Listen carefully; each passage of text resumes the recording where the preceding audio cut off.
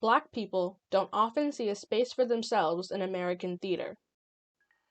Since its beginnings in minstrelsy, the theater industry has trivialized, mocked, and forced Black people into stereotypes, even as they began to perform on stage.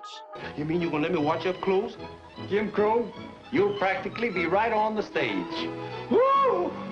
Wheel about, turn about, change.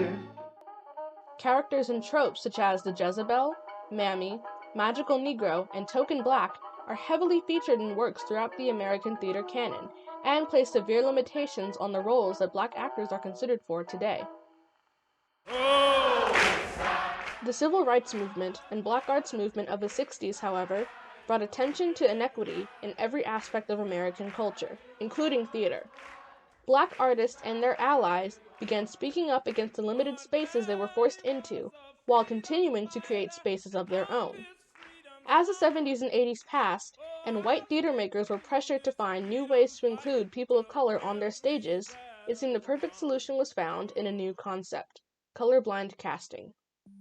This process for casting actors, which attempts to eliminate the significance of an actor's skin tone, ethnicity, or race when casting a role or show, seemed like the perfect solution to the brewing racial tension on the stage.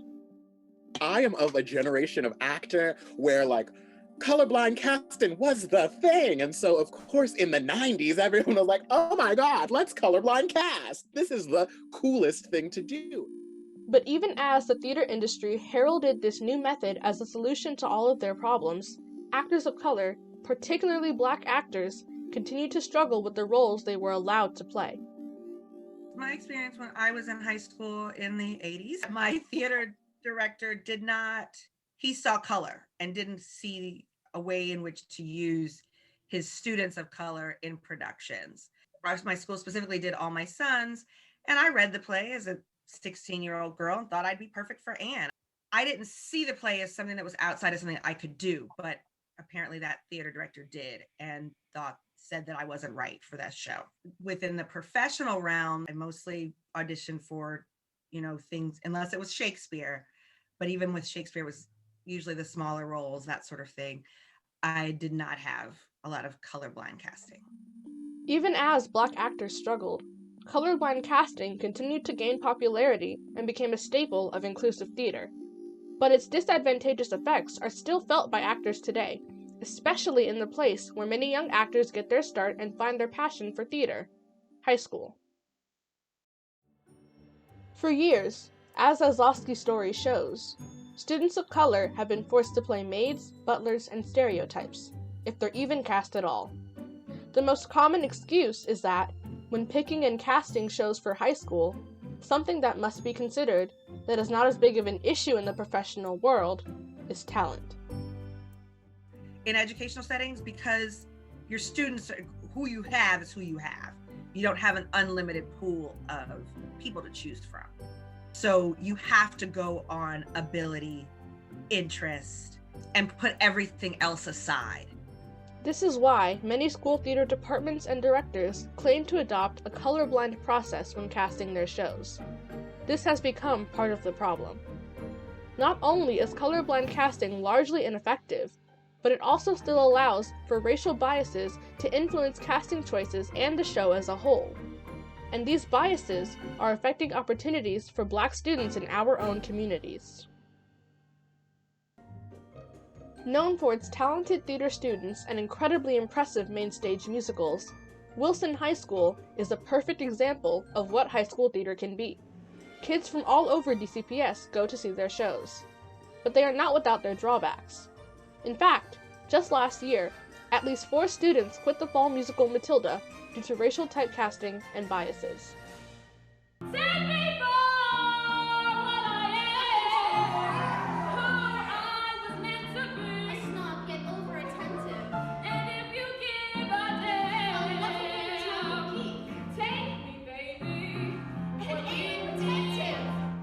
Nikki, a current senior at Wilson, was one of these students.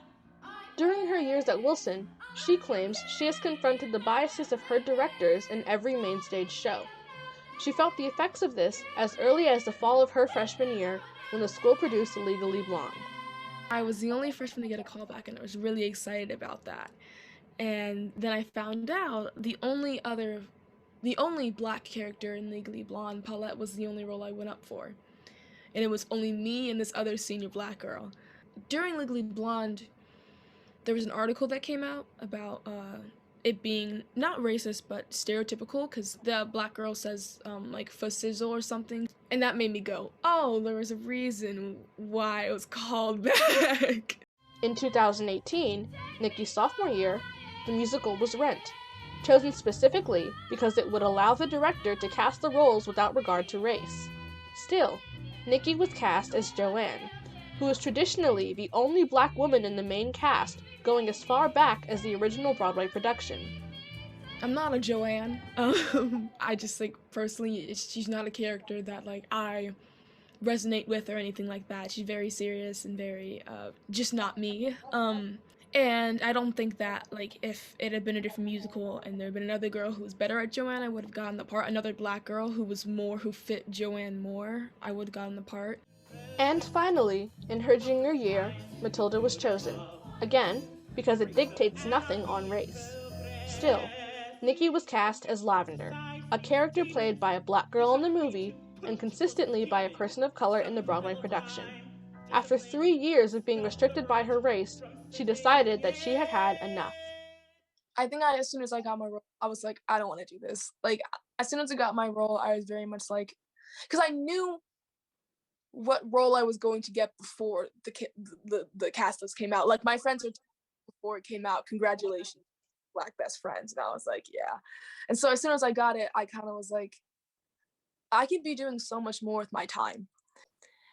And I wanted to fight for something more than just Matilda. I wanted to do something more. I felt like I could do more than that. In all 3 of these casting opportunities, it seems that Wilson wasn't able to do the thing they aspired to, see past Nikki's race, or be colorblind. This is because race is a physical and political trait that affects everything about how a person moves through the world, especially in a society that is not post-racial. There is a weight in history that still has effects today and changes how people are seen. Nikki's race seemingly makes it impossible for a director to cast her colorblindly. Every role she was called back for or was cast in is a role traditionally filled by a black woman. It appears that a conscious decision was made based on her race. There is nothing wrong with making a race-conscious decision, but an issue becomes apparent when a conscious decision is presented as colorblind. Not only can that undermine black actors' experiences and struggles, but it also does not allow people to challenge long-standing ideas of what roles black people can and should play. Black folks, because they are political, because our position in America is innately political, everything that we create when we show up is totally tied to our race. We are political. And so every time our bodies are put on stage, it is a political idea. And so if we are innately political simply by the way we look, by the color of our skin, then we cannot create art for art's sake. That asks an American society, a global society, to not already bring bias to their view of Black people. Because of this politicization, theater makers may feel the need to be conscious with how Black people are presented on stage, even if they claim to be colorblind. This can explain how Nikki was only considered for Black roles every year, no matter how many times the student body was told that race would not play a factor in the casting decisions. Wilson was unable to colorblind cast because they could not ignore her race.